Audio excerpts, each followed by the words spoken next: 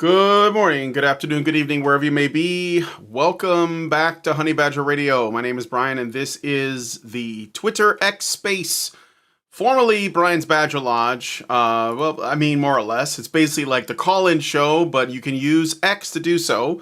I will host an X space, present a topic, and we can discuss it with anybody who wants to join the X space, or send a super chow by going to feedthebadger.com/just the tip and sending us a message. You can also use super chats or rumble rants, and I will accept those as well, and I really appreciate it. Today, so first of all, let me give you guys a little bit of reason why we are doing this today. One of them is because Allison has been busy the last few days putting out her latest video about silver, and it is available now. I don't know if you guys watched it yet. I have not watched it yet. I haven't had time, but we are going to be looking at some stuff because Allison is not available. And I ran into, by Providence, a couple of things that I thought were interesting because they are related, and we are seeing more and more of this happening, more of this conversation evolving. But first of all, before we get into it, if you want to join the X Space, I have one person in here with me right now, I believe is Quantum Cat. And Quantum Cat, you can lurk if you want to, or you can speak up if you want to say something as well. Just, make a request and I will accept your request and let you hang out in here and talk with me. But if you want to join it, the Lex Space, there's a link in the description of this video, so you can go and you'll have to log into X and then you can join the X Space. So before we get started, I'm going to say a shout out to the people that are watching. Hello, David, Lowboy, Richard Bier, and Mr. 0303 for now. I know that more of you guys will be hopefully trickling in as, as we get this road on the show, as it were. But okay, so let's go ahead and talk about what it is that I'm going to be looking at. So, we talk a lot about the issues faced by men and boys on this channel. It's the focus of our channel. And one of the things that I have also been warning about is that there will be potential consequences for society at large if we continue to ignore this problem. And I think that everyone, or at least a lot of people, have been working really hard to avoid discussing the issues facing men and boys and women's part to play in those issues, as well as like maybe larger systemic reasons for it, like, the way that our education system is run, the way that our governments are run, the way that our media works, all these other things are contributing to this problem. And it doesn't appear to show many signs of slowing down. But I have noticed that two people have recently had some things to say, that one of them was directly pointing to this. Another one was sort of talking around it, but it's interesting that they're both kind of like arriving at the same place. And these two people are Andrew Tate and Dr. Warren Farrell.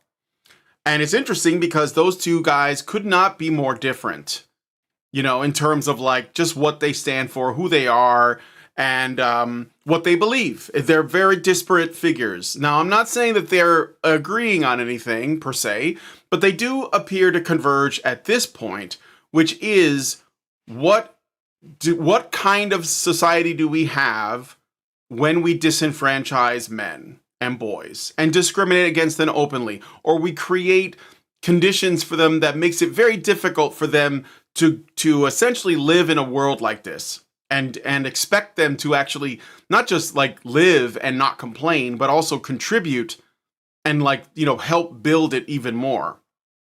And so I thought we could look at both of these clips that I have here and also look at a couple of other things. I have some notes here on my phone.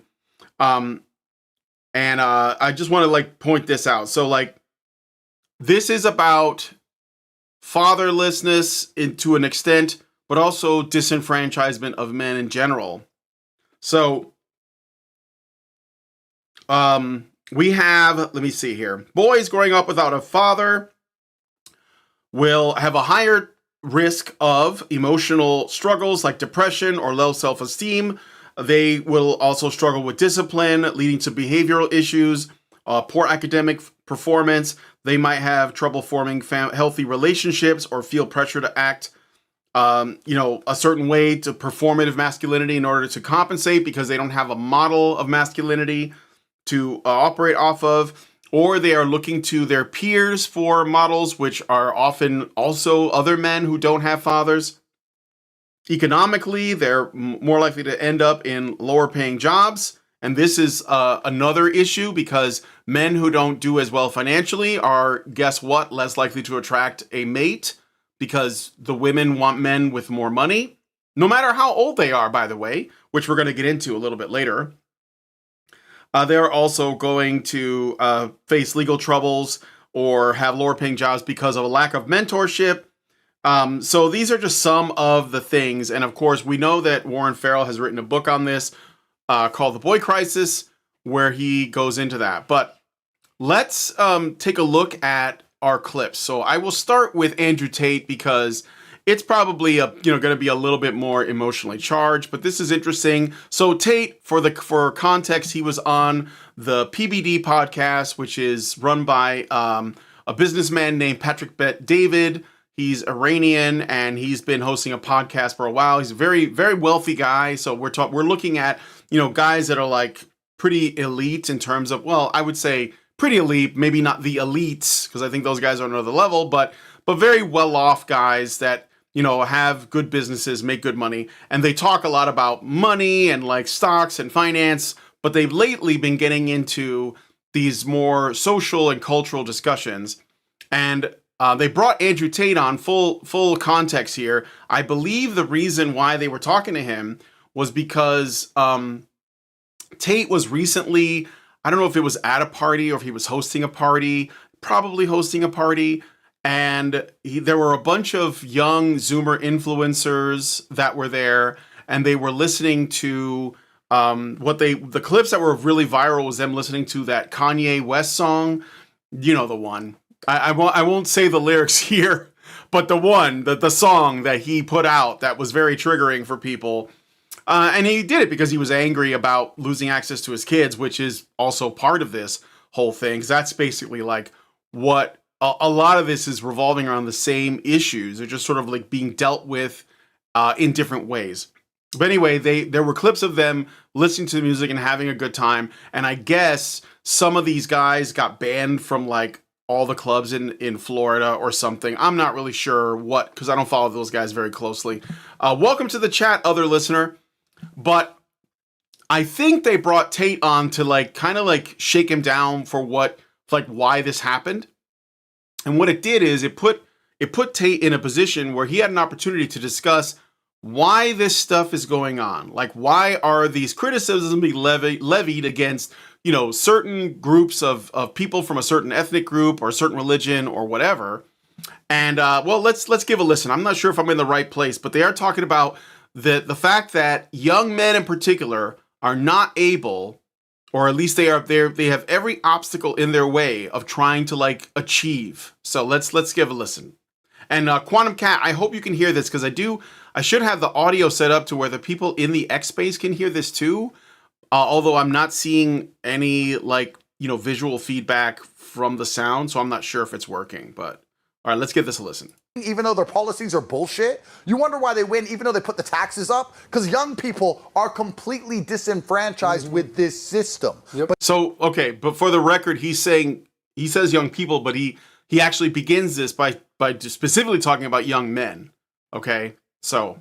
Because they are poor. On top of being poor, they're watching social media with people who are rich. Do you understand the envy this is creating? Oh, yeah. Do you understand that a young man can't even talk to a girl because he's not a millionaire?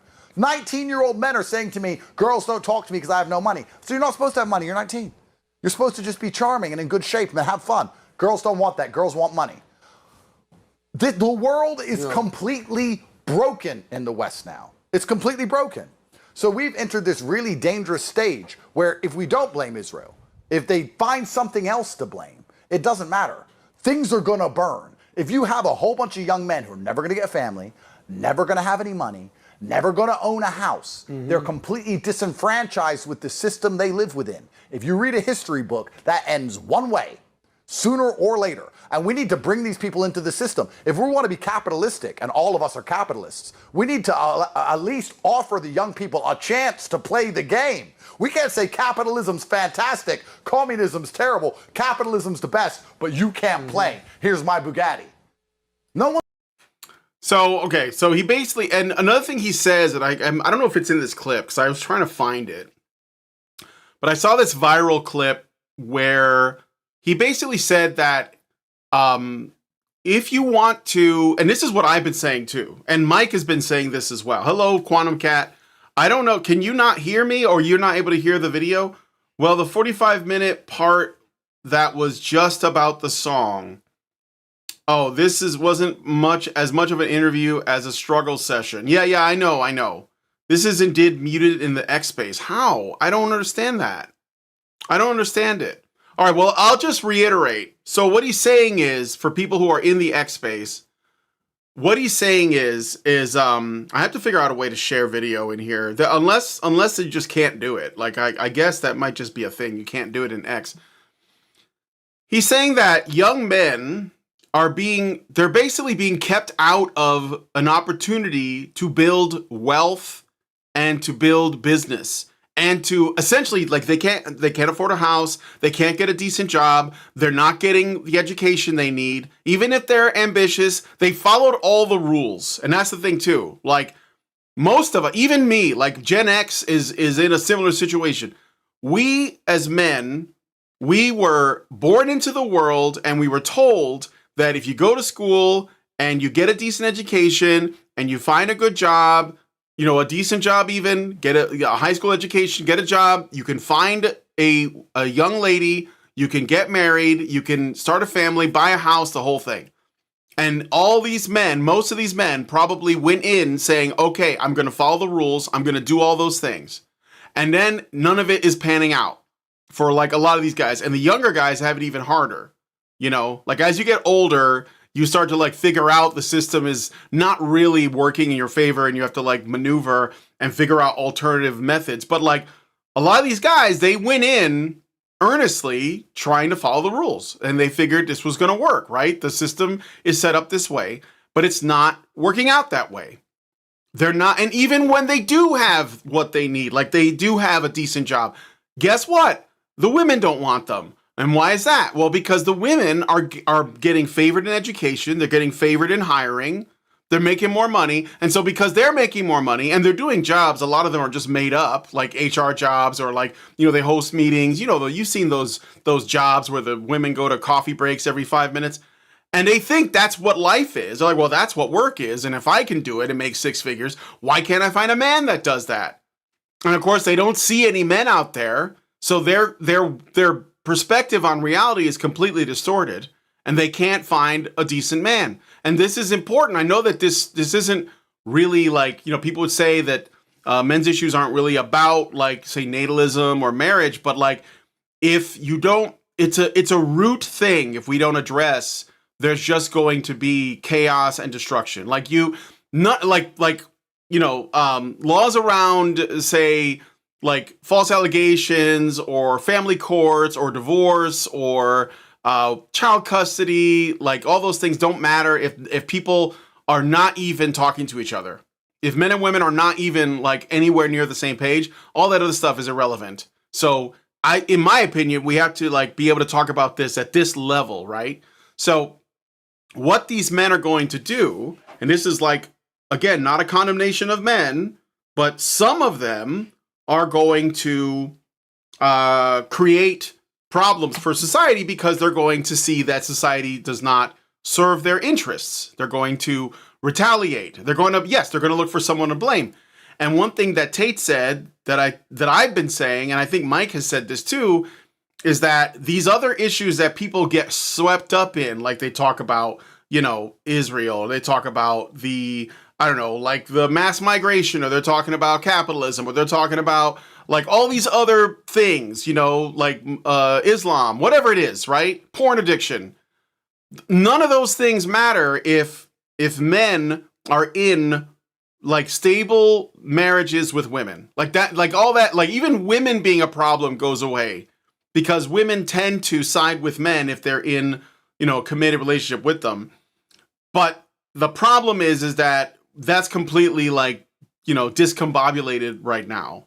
And so there is no place for men to go, and women are not, like, they're hostile towards them right now. So like this is a problem that's being created by the system that men were trying to, like, participate in earnest. And now they're very cynical. I don't think it's envy that much, because I know that Tate said that. I don't think that's really the problem. I think that most men would be happy to have, like, they don't need like the mansion and the Bugattis and all that. I think they'd be happy to have, like, a home where they can raise a family. Like, they want to just like slide neatly into the middle class and just live that way. But if you take that away from them and you make them feel like they are not allowed to have it or they don't deserve it, and you call them privileged and all these other things, you make it very difficult for them to go up in the world just enough to like get by on their own, you're going to create a situation where they're going to want to burn the system down, and they're definitely going to point fingers. And, at the end of the day, you are responsible for your life choices, but we have to understand that we're not helping them. And I think that this is what he identifies. So, let's see. To the Chicken says, how to make money. Tell people to follow the path, then put toll booths on it. Daniel Forgak says, yeah, no, don't think we live in a capitalist system. Too much collusion of government and companies to control it all. Well, yeah, no, I get that. No. And I don't even frankly, I don't even like the word capitalism. I think it's like a buzzword used by commies to criticize property rights. Richard Bier says, watch the video earlier where James O'Keefe, honeypot, talked to an FBI agent who was saying that the Somali welfare fraud is likely to go unpunished. Yeah, you're changing the subject, Richard. Please don't do that. Daniel Forgak says, even if men do get envious, it usually motivates them to try to achieve. Yes, that's what I'm saying. But like, if the system is rigged against them, which in many ways it is, it's like, why bother? This is what I'm saying. Like, why? So what men are doing mostly, they're just checking out.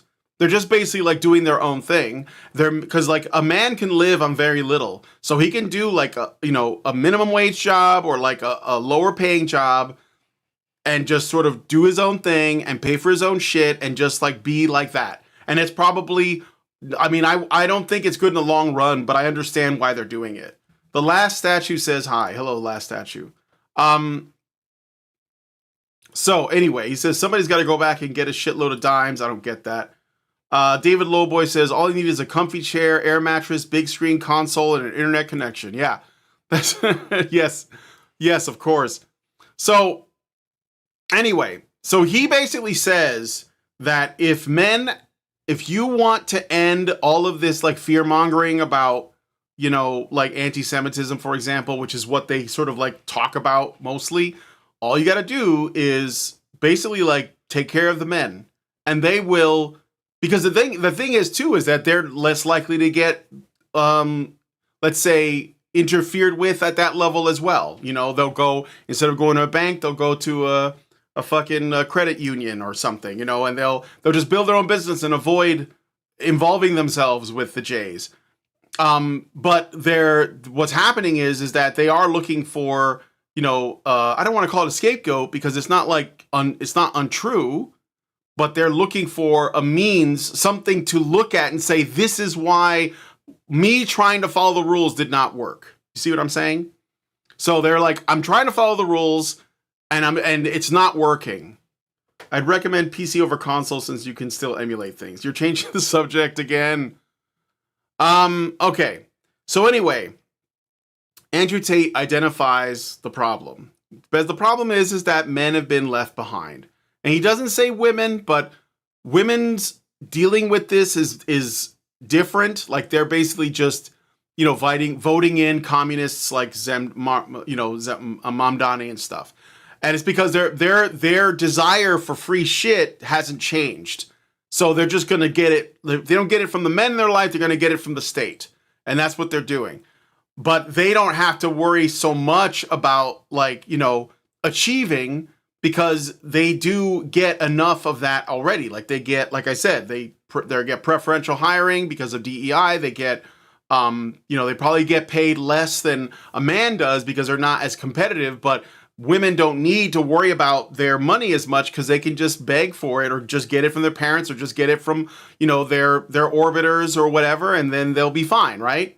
But men don't have that opportunity. They can't, they don't have orbiters to go to. They don't have simps that they can like, e-beg from or like have them pay for their apartment or whatever. So you have a very lopsided outcome right now, where in the past women would get support from the men in their life, but now men can't provide that because they're, being handicapped by this system. And women are doing okay, and they have found other ways to get by. They know how to get that bag while securing their own bag. So I blame the subject changers. Yeah. Huey says, you obviously don't know what DEI is. Okay, why don't you educate me on what DEI is? Tell me what it is. Let's hear it. To the Chicken says, it's like cutting down enough trees until you get the one that's been messing with your allergies until you find it, you just keep cutting. Yeah. But anyway, so let's look at Warren Farrell's. And by the way, again, if you're in here and you want to say something, just put a request in. I see InQCell is in here, so you can put a request if you want to speak on anything. So here's Warren Farrell. He has a different story, but it's sort of like the same thing in its own way. Tragic letter, the most tragic letter I've ever received, but it tells so much in a short period that I want to share this with you. Dr. Farrell, my mother was a feminist when she was young and chose to be a single mother voluntarily. Not having a... Pausing it there for a second. So I'm going to repeat it for the people in the Twitter space. So Warren Farrell's reading a letter that he got from someone who read his book, The Boy Crisis. And the person is telling his story, this man who wrote him this letter. And he says, my mother was a feminist who chose to be basically became a single mother voluntarily. So, again, just to sort of like add to this, yes, there are single moms who exist voluntarily. Probably all of them. Like on some level, most of them, right? Like there are some women who made babies with a guy or like had children with a man that they deluded themselves into thinking he was going to stick around and he didn't. But I think by and large, at the end of the day, women do, like, being a single mom is a choice. Okay. So he opens with this: a feminist who becomes a single mom voluntarily. Okay. A father left a void in my life and a hole in my heart. The Boy Crisis described my life so accurately that if I didn't know better, I'd have thought you were spying on me. So he says the not having a father basically ruined my life. Like I could tell that if I had a father, I would be better off. And his book, The Boy Crisis, proves that. It was like you knew my life, even though you don't know me. Growing up, I was not motivated to be involved with my peers, and my mother never pushed me to excel in academics. I developed an addiction to video games, which facilitated a life of increasing dysfunction and isolation that ended up with me being a recluse. Okay, so he basically goes on to say that he, because he didn't have a father, he wasn't able to socialize well. He didn't have any friends. He got addicted to video games, or it's video games, or it's some other sort of distraction, and he was basically a recluse as a result. His mother didn't help him. She didn't push him, in any way. She didn't support him. At least this is what his claim is. So I see that Huey says DEI is to give more opportunities for everyone to apply for every job opportunity that's available. It has nothing to do with hiring, as they still hire the qualified workers. Why does it exist if people can get a job based on their own merit? Why do you need DEI? Because from what you're saying, that just sounds like regular ass hiring. So explain to me how that is like if you remove DEI, would that change equal opportunity? That I don't think it would. So let's just explain that, okay? Because I think you've been lied to, Huey. I think that you're under the impression that if DEI didn't exist, brown people and women would not get jobs. And I'm telling you right now, that's ridiculous. That's ridiculous because I'm brown and I got jobs, okay? And I did it before we had DEI and like affirmative action, whatever you want to call it. So I want you to explain to me why DEI is necessary for people to get jobs if it isn't, unless of course they are unqualified and they get them anyway because you have to meet a quota. But anyway, let's continue. I also developed a porn addiction. Okay, so he says he also developed a porn addiction. So he became addicted to video games and porn, this guy who wrote this in. Due to not having a traditional outlet to release my sexual tension. Because he didn't have a traditional outlet to release sexual tension, i.e. he didn't have a girlfriend or a wife or whatever. As a teenager. All of this was exacerbated by being socially ostracized and having frequent, intense, and vicious arguments with my mother. So he also was ostracized and he had frequent arguments with his mother. So his mom sounds like a real character, I guess. I was still living in my mother's basement and got heavily involved with 4chan and 8chan. All right, I'm not laughing at the situation. It's just the way that Warren Farrell reads it out. He says that this young man, he lived in his mother's basement, in essentially what sounds like a very hostile environment, and he was addicted to video games and addicted to porn, and then he started going on 4chan and 8chan. So he was on 4chan and 8chan all the time. Okay. I became involved, that is, with neo-fascist ideologies. And he says, I got involved with neo-fascist ideologies. Okay. And I was active within the incel community as well.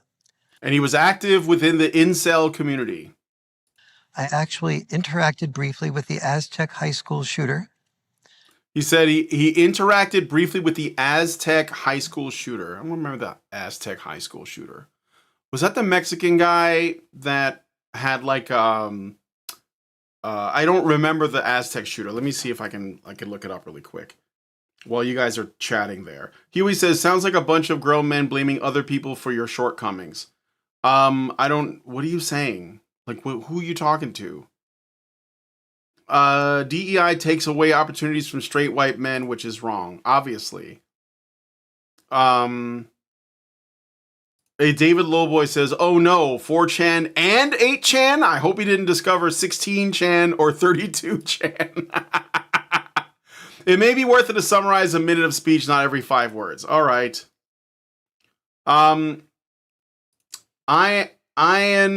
Mangum says, I believe them. Amazing who you talk to on YouTube. MGTOW Cowboy says, we socially and economically dispossess young men, then wonder why the men reject liberal ideology. Yeah. Well, because it's not serving them. Exactly. And they're like, fuck it, I'm going to try something crazier. Who is the Aztec shooter? Okay, I'll play some more. It's almost over anyways. Through my contacts in the neo-fascist community, and I myself had written a 52-page manifesto outlining my plans to do a mass shooting. I slowly began to realize something was seriously wrong and my mental health had deteriorated dramatically as well. The boy crisis helped make sense of why I became who I was, and it was like waking up from a coma. I decided to go get help, and have recently been diagnosed with schizotypal personality disorder. I've slowly been making progress at getting my life together. If it was not for you, sir, I think I would have eventually acted out on the beliefs expressed in my manifesto, as others that I worked with did in 8chan, such as the El Paso shooter Patrick Cruzius, or the Christchurch, New Zealand shooter Brenton Tarrant had. So I want to personally thank you because I feel like you have saved not only my life, but potentially the lives of other innocent people. Sincerely, Carlos. So, all right, to sum up, he basically wrote a 52-page manifesto, according to this letter, with the intent, potentially, of committing another a mass shooting. He was in, I guess he spoke to guys like the El Paso shooter and the New Zealand Christchurch shooter, because they were all on some board somewhere, I suppose. But he decided to get help instead because he read Warren Farrell's book. Of course, none of this can be 100% confirmed. You know, I think Warren Farrell definitely got a letter. I don't think he would like read it out in front of an audience if it wasn't real. But I think that it does point to the thing that I was talking about. Like, people are noticing that there are, unfortunately, negative consequences to disenfranchising men for long enough. And I hate that it has to come to stuff like this for people to actually like have a reaction, but that appears to be where we are now. So the Aztec shooter was William Atchison, a 21-year-old former student of Aztec High School, was the shooter in the December 7th, 2017 school shooting at Aztec High School in Aztec, New Mexico. I didn't know about that, but that was 2017. Yeah.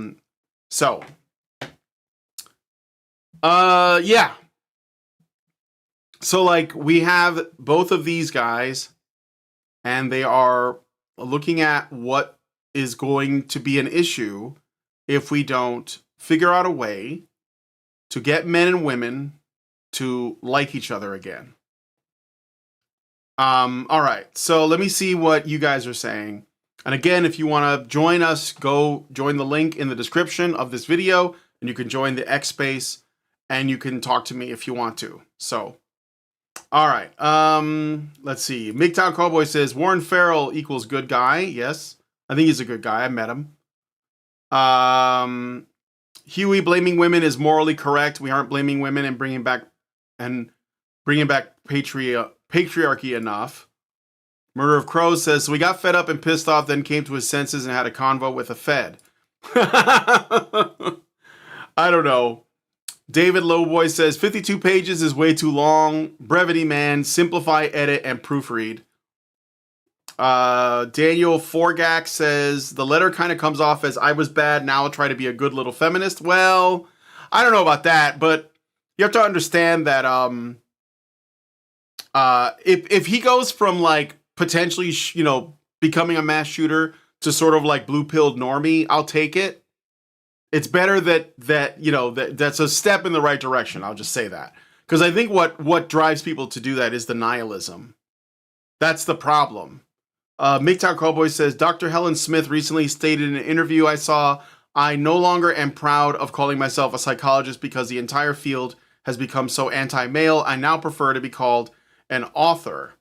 Yes. Helen Smith's awesome. She was on Paul Elam's channel the other day. And they had a conversation about her new book, Men's Side, which I highly recommend you guys check out. It's basically like an expansion on her old book, Men on Strike, which came out back in the day. Yaz Fring Pong says, why is the grapist Trump still in government? Sounds like Chinese spy shit to me. Nova Fan says, because he is the man America needs. Okay, you guys are changing the subject. Stop doing that. Marcus Allen says, women think they can fix us. Well, that's because they think that there is something to fix. And that's something that we have to change as well. So, hello, Sally. Welcome to the chat. Do you want to say anything? Put a request in and I'll let you speak. So, yeah, I just looked at two very different guys that are talking about the same problem. And that is essentially that, it's like, Gad Saad has said this too. He said that, like, if men are sitting on their hands for too long and they don't have... Because what men want, I think, ultimately, most men, they want, like, the feeling that they have a purpose and that it's moving towards some kind of goal, right? And for most men, not all men, if you're not one of these men, then congratulations, I'm not talking about you. But for most men, they want to get a decent job or start a business or something, find a nice woman, buy a house, start a family. That's it. This is like the lowest the bar could possibly be. And yet, at almost all of those avenues are closed off, or at least highly obstructed. Getting a job is difficult because the jobs are going to like illegals or foreigners, or they're prioritizing DEI hires, so they're giving them to women. I'm sorry, but it's true, Huey, if you're still there. And that part, housing is extremely expensive because these, big corporations are buying up all the land and shit, and that's got to change. But even then, even with those two things, it should be okay to find a woman and like work together to build a life, right? But the problem is the women don't want normal men. They want like supermen. They want like super rich guys. They want the 1%. And this is the largest obstacle, frankly. So, let's see. David Lowboy says she can fix these nuts. MGTOW Cowboy, ultimately men want to be useful and be respected. Yeah, but they want to earn the respect. Hello, Ray Patson. Welcome. If you want to say anything, please put in a request and I will give you the floor. Marcus Allen says, I want a geisha girl to work around the house while I hustle money. Hey, you're welcome to try. Stan Durko says, Adolf Trump, ICE, MAGA are terrorists, traitors, and Nazi cowards. Okay, sure. Okay. I mean, I hope you're the star of that movie and that you get to win. Murder of Crows says, some have never heard of It Ain't Broke. If it ain't broke, and if they did, choose to ignore or can't comprehend it. Yeah. Let's see. MGTOW Cowboy says, it's not 80-20 anymore. It's more like 90-10. Maybe it may be more than that, actually. And the thing is, and like Helen Smith said this, and I've said this, we've looked at the studies that show that when you look at what young men want, at the top of their list is like a family, a wife, and a home. Like a job that they like, I mean, everybody wants a job they like. A lot of people don't want a job at all, and they just don't want to need one. But like, these are all, there's nothing radical about that. But what happens if you take that away? If you make that unattainable for the average man? How long will that be before they start to, radicalize? And then can you blame them for that? So, we got about 20 minutes before I got to end the show. So if you're going to say anything, now is the time. Oh, I got a request here. InQcell, okay. You have been invited to speak, sir. What's your take? I've given you the floor. You should not be muted. Oh, there you go. Hello?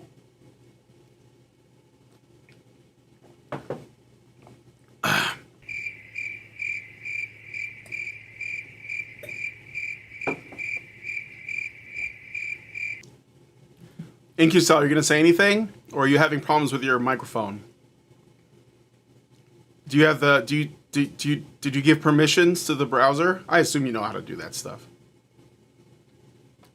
All right, I'll look at the chat in the meantime so you figure that out. You should be able to talk.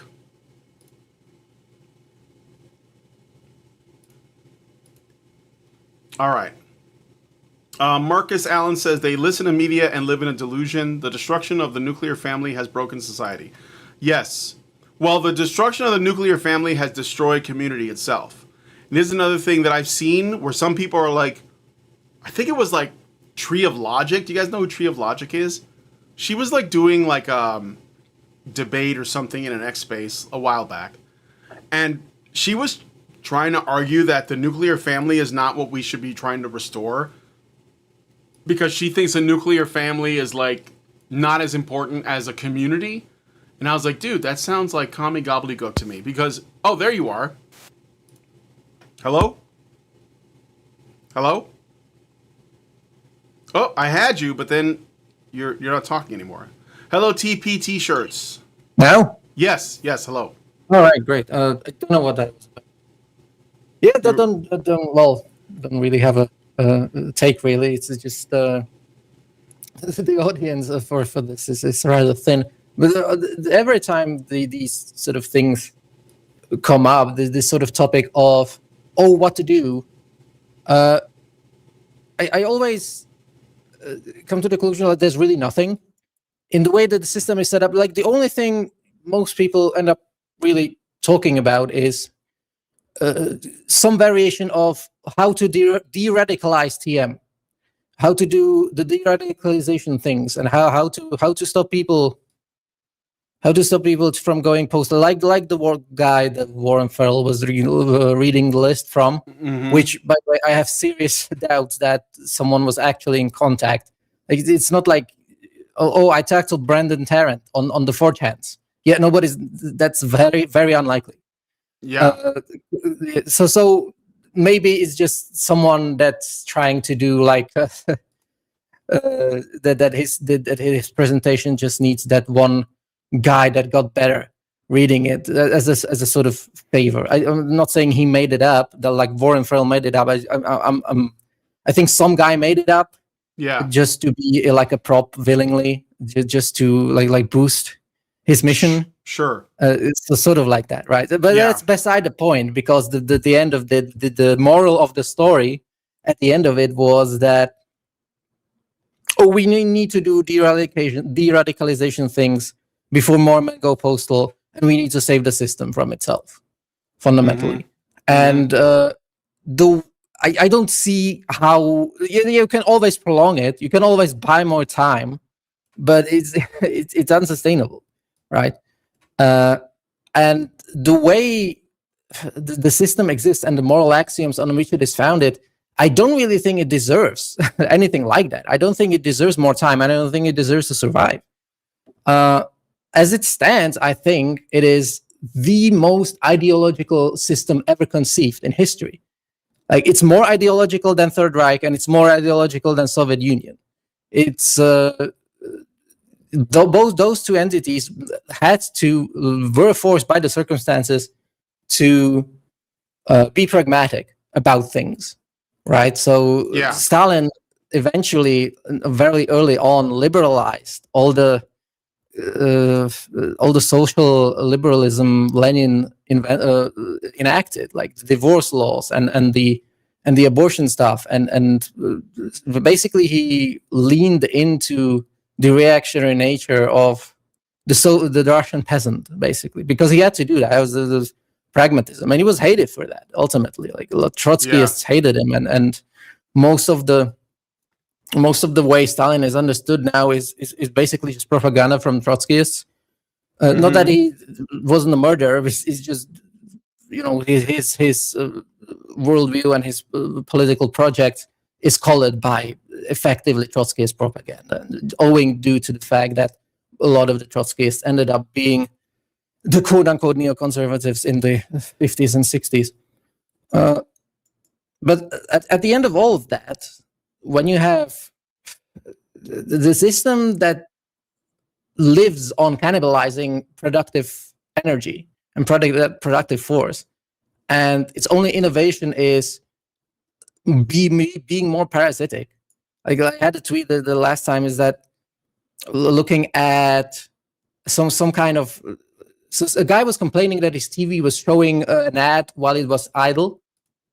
And I'm like, okay, the only market efficiency left in the world is shoving mind rape emitters into every flat surface it could possibly find, right?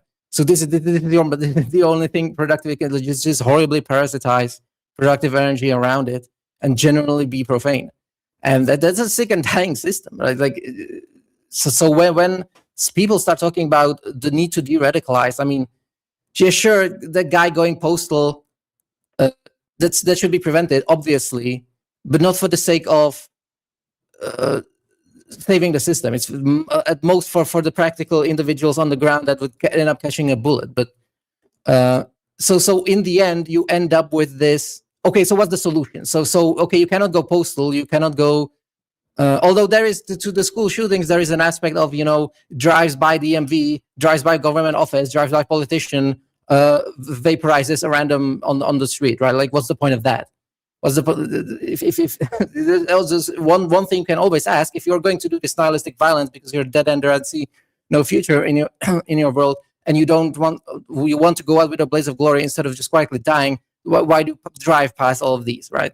And of course, it ends up being that most of these guys have their Daniel defense of the $3,000 ARs donated to them by various individuals.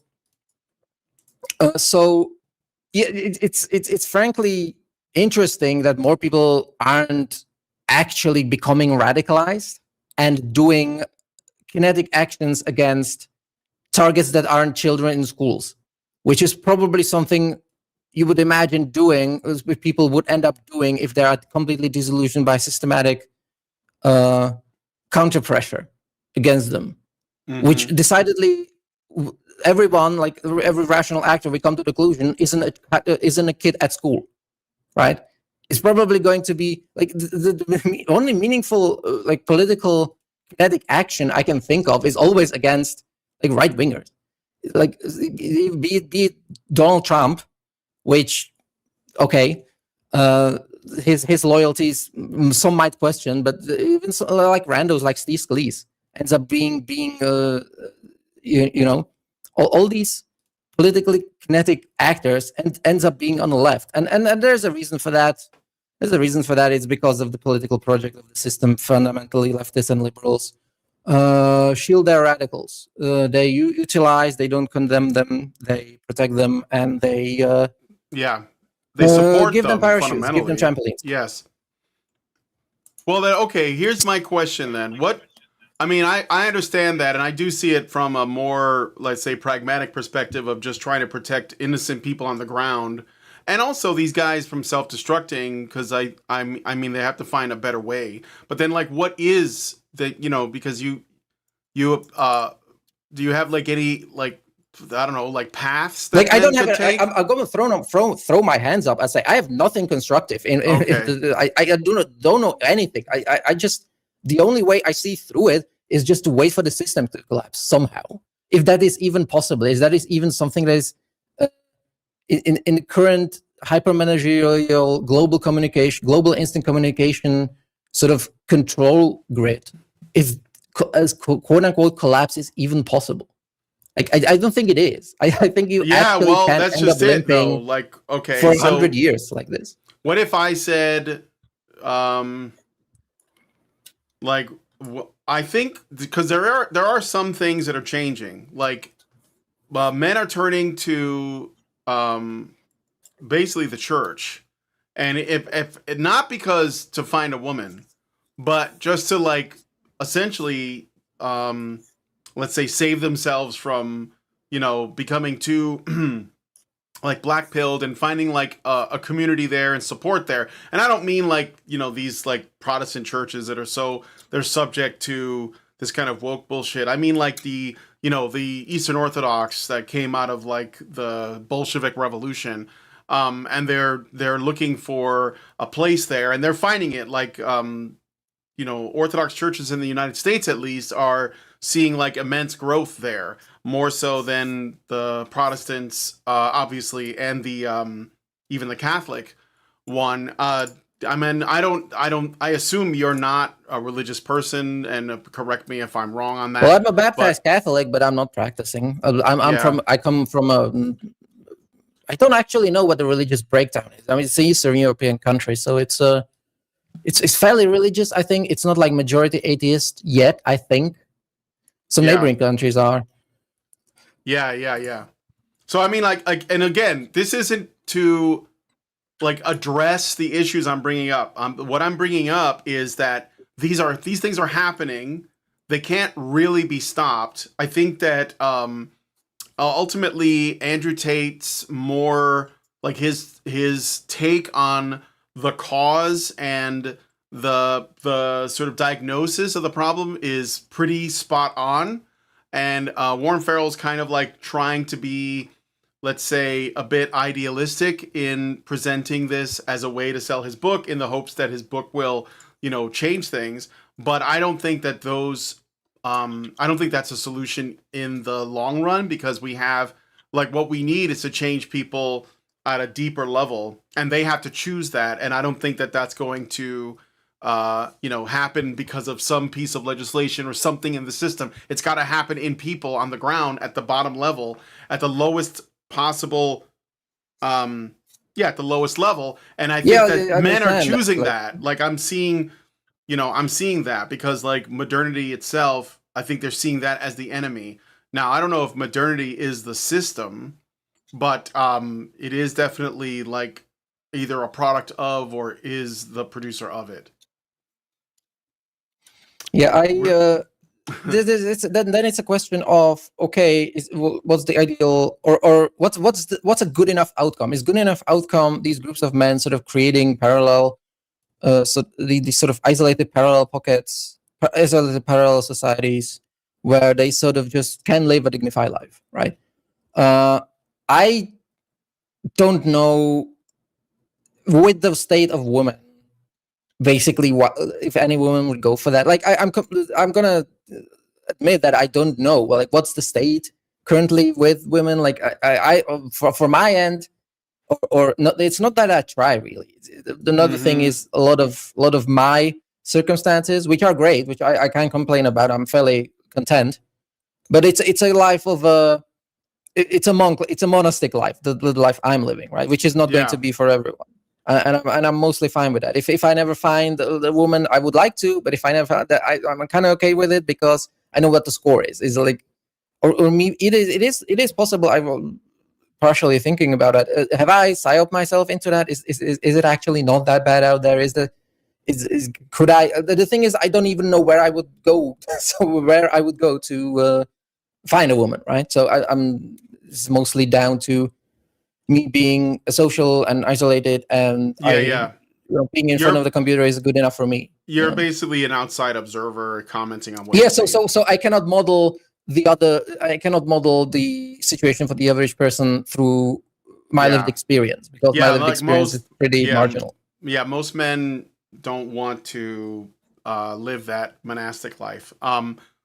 And so, yes, and the thing is too, is that, like, well, I guess we don't really have to care about that stuff, but I was going to say, like, there are groups of people, like, they're also religious, not Christians, and they are working really hard to, become the dominant religion.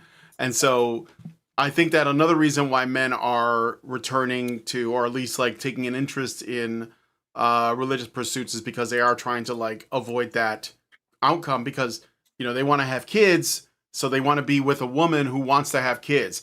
And I think that it's hard to say, and I'm with you on this too, it's hard to say that if the world we see through the internet is the world, because it is like a pocket, but I don't know exactly what to do either. I'm just pointing at the problem, and I'm saying, here's what's going on, and here's why, and what would need to change, but I'm not sure how. And so, yeah, I mean, I don't know. I think the collapse is going to cause a lot of suffering, but I don't know that we can do anything about it. So I don't know. I hope so. Anyway. Yeah. Another point I'd like to just maybe conclude on, or, can talk about it more. But when people, or when men, as you mentioned, in this individual level, pursuing sort of a more reactionary mindset, or trying to wean themselves off of the systems, like somatizing mechanisms and mechanisms and structures and incentives to keep them just hooked up on Reddit, internet, or various ameliorating and somatizing vices. If the men are weaning themselves off and are turning more towards quote unquote more radical politics, or views of the world, then the de-radicalization apparatus, however you pronounce apparatus, yeah. It's fundamentally like the first line of first enemy line, like the first thing that is. So I guess what I'm saying is, de-radicalization is not desirable if you seek change of the system, right? Because de-radicalization inevitably is going to end up, something along the lines of talking to a psychiatrist, which is talking to a liberal until you agree with them. And it might be that these men who will pursue quote-unquote radical politics will end up being too edgy for someone's taste. But then it is a question of, okay, do you just want to make the bag in the system and you don't care what happens, and you just want to keep you want to just get your own pound of flesh and you don't really care what happens outside of that, and you would prefer you would prefer the system to just sort of prod along, just keep the train moving, or people are going to come up with, loopy, crazy ideologies that are not going to be palatable. But the instinct cannot then be, if you are sincere, if one is sincere about this or serious about it, is get back on Reddit, get back on plantation, go back on the talk to a plantation. psychiatrist. Yeah, for sure. No, I don't want that either. I mean, that's what Warren Farrell's letter was about, but I don't think that solves the problem. All right, well, thank you, InQcell, for your comments. I'm going to wrap the show up. So you can stay speaking if you want to. I'm going to read some of the comments, and I'm going to end the show, though. So thank you for your feedback. Appreciate it. Let's see. MGTOW Cowboy says, I think ultimately this is a political problem. Men must regain their rights within family court. Richard Bier says, things could also go the Atlas Shrugged route, too. There will be little pockets of gulch that will be hard to spot from the outside, but will be self-sustaining but not interacting with the outside. David Lowboy says, nuclear family is a bit of a historical anomaly. People lived in multi-generational families for a long time. Yes, but I'm saying, like, I call it the nuclear family because it's the nucleus, right, of extended family. I mean, when I was a kid, I grew up with my mother and father and my brothers, but I also had my cousins, my aunts, my uncles, my grandparents, and we were all like in the same, like city. We were a little bit spread out, but we were able to see each other. And I don't think that was like a weird Puerto Rican thing. I think that's like, anybody could form that. But it does have at its core, there is a mother and a father. If you want to like maximize your odds, if you're going to do that, if you're going to engage in family maxing, that's what you do. So, Loch Ness Monster says Epstein fathered a generation of incels with his 4chan red pill movement. It all started with Gamergate boys. I hear he was on Xbox. Murder of Crows says, seems like there's only one poster in the chans. Anonymous. Yeah, there is only one poster. That's true. It could be any one of them, or it's the one. David Lowboy says Trotsky got his comeuppance in Mexico City. Let's see. MGTOW Cowboy, the message of the system / establishment is that men are always wrong, obey government, and women, it's always men that overthrow tyranny. Yeah, and I think that, like, yeah, I know. That's just, yeah. Good point. Okay. Mangaka92 on Rumble says, just because people have given up on the system doesn't mean they'll violently tear it down. Well, most of them are just going to check out, is what I'm saying. And you could call that radical, too, because if enough men leave, they just stop supporting it. Guess what happens to the infrastructure? It's not like women are going to take those jobs. Let's see. Mangaka also says, we're one Warren Farrell book away from utopia. Then he says, hermit maxing. That's referring to InQcell. MGTOW Cowboy says, Jewish philosopher Otto Wagner summarized it best, saying, basically almost all social problems stem from out-of-control women in society. And then he says, pursuant to scorched earth ideology, men should accept and advocate the use of prostitutes. Men should also push for legislation of prostitution. Let's see. David Lowboy says, watch In the Name of the Rose. Great movie with monks, Sean Connery, Christian Slater. Oh, that sounds like a good one. I like those guys. Mangaka says, Allison moment. I don't know what you mean by that. MGTOW Cowboy says, this guy is over intellectualizing. Men just need to start resisting in any way. Well, I mean, Okay, let's see how fast you get FBI door knock on your door. Resisting. You don't resist the most complex security apparatus in history. Like, what the hell what does that mean? I don't know. That's a MGTOW cowboy, so he's gonna do it from his cabin in the woods. Lost Vein says, then men date and think they are the exclusion and do everything right. Men wake up not by other men but by women. Oh, yeah. I mean, that's unfortunate. It shouldn't be that way, in my opinion.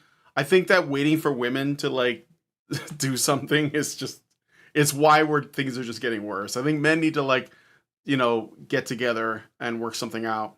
Daniel Forgak says the issue that comes to mind with potential radicalization is the left co-opting it, since that is their preferred method. Well, and I think that they want people black-pilled and violent to justify like really cracking down. Egregious Charles says nuclear family was a part of what might be called a molecular family. It was always there in any successful civilization. Yeah, I like I said, it's at the core of something. It's not just it's not in isolation, and yet people think that that's what it means. And I think that that's like this 1950s thing where it's like, oh yeah, there were no aunts and uncles and grandparents and cousins. And yeah, no, I don't even think it was true then. Anyway, Ilya Kuryakin says hi. Hello, Ilya. Sean Connery is in the League of Extraordinary Gentlemen. Yeah, I actually, that's a guilty pleasure of mine. All right. Anyway, thank you for all of your comments. Thank you, InQCell, for your thoughts on this. I appreciate it. I'm going to end the show here. Let me know what you guys think. Have you seen these videos? Yeah, I'd like to get your thoughts in the comments below. So, with that said, if you guys like this video, please hit like, subscribe if you're not already subscribed, hit the bell for notifications, leave me a comment. Let me know what you guys think about what we talked about on the show today, and share this video because sharing is caring. Thank you guys so much for coming on this X Space. And I'll see you guys in the next one. Men's rights activists are machines, dude. Okay? They are literal machines. They are talking point machines. They are impossible to fucking deal with, especially if you have like a couple dudes who have good memory on top of that too. Holy shit, you're fucked.